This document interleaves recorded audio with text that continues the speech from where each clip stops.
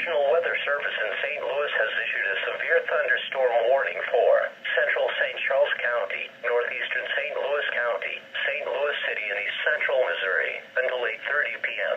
At 7:44 p.m., a severe thunderstorm was located near Bridgeton and moving southeast at 25 miles per hour.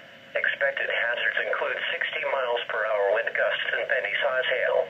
This is a radar-indicated threat.